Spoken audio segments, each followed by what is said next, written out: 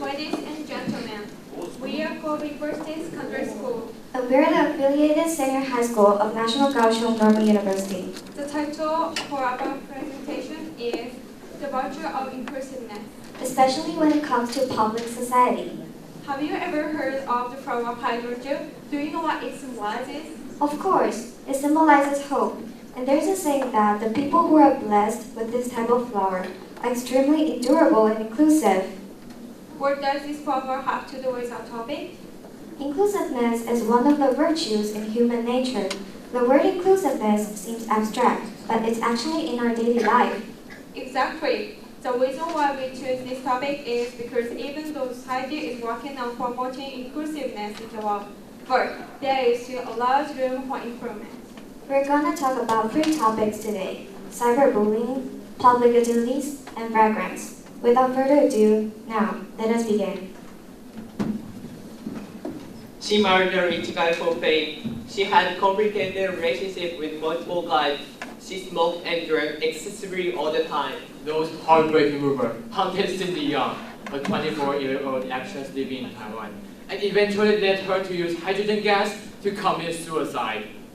Even though this kind of tragedy happened often, the number of haters on the internet never decreased. The data has revealed that in Japan, more than 10,000 students have been cyberbullied every year, and around 300 of them have committed suicide. Also in Taiwan, nearly 70% of students have either witnessed or experienced cyberbullying. Even the government has done a lot to prevent cyberbullying from happening. The phenomena of cyberbullying keep taking place on the internet. To figure out this problem, we surveyed high school students from different countries. And the reasons for the cyberbullying are the following. Firstly, victim doesn't dare to ask for help. Secondly, bystanders on the internet are indifferent. Lastly, the lack of inclusiveness, which is similar to our research. By doing this, we found out some solutions towards the problem. First of all, if you're a victim, don't be afraid to seek for help. Asking for help is never embarrassing. Secondly, if you are a bully, be aware that those awful words spread online are killing a real person. Last but not least, show our inclusiveness to others. Next time, before you post a critical comment online, wait for 5 seconds and think whether your comment is harmful or not. With the simple move we made, make the online world a better place. So far we discussed the responsibilities we have with the internet. Now we are going to talk about how to show inclusiveness in the world. Have you ever heard of priority seats? There are seats that stand for specific groups. Now we are going to illustrate the virtue of empathy instead of sympathy through the action of yielding priority seats. So, what can we do? We think that's important not to have a feeling of sympathy, but feeling of empathy. Empathy is in the ability to understand and share the feeling of another.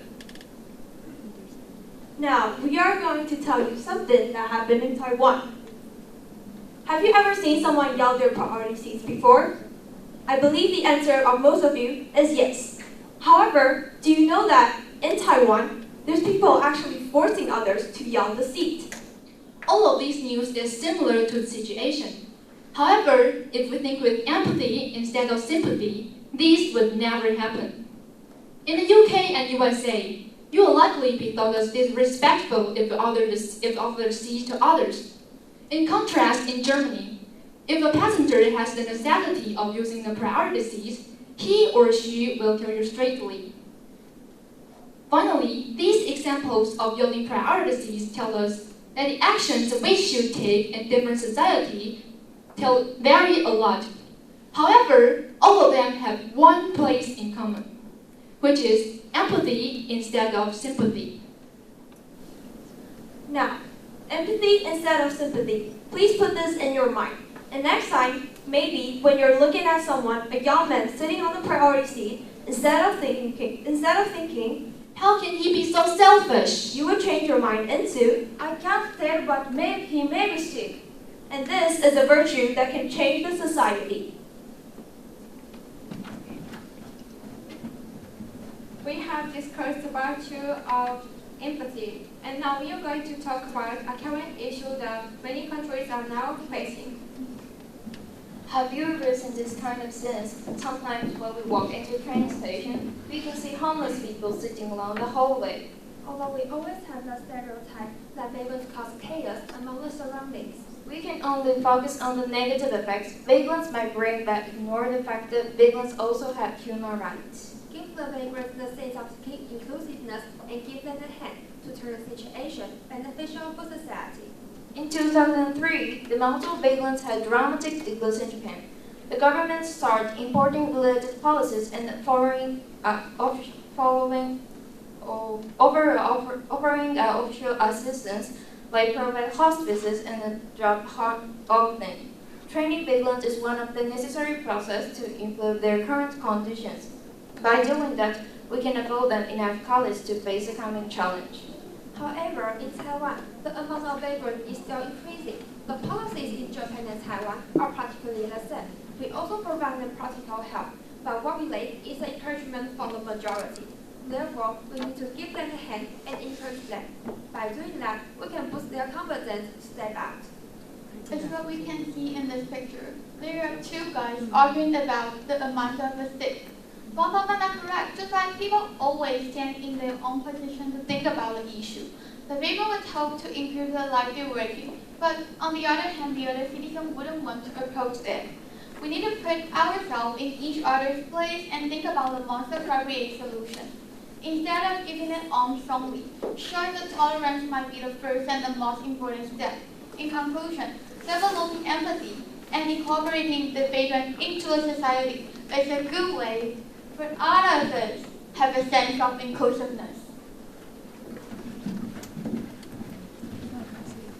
After our presentation about these three topics, we realized the importance of inclusiveness.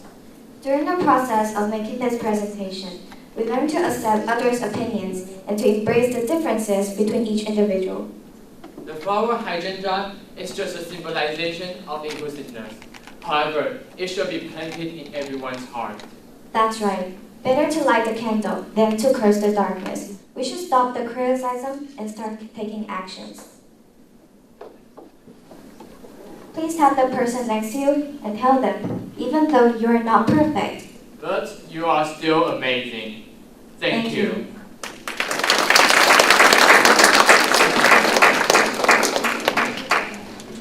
Thank you very much for such an energetic and nice presentation. Remain on the stage, please. So it's judging time. Please raise your card.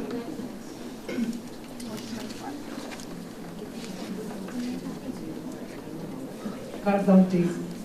Thank you. Any comments from the judges?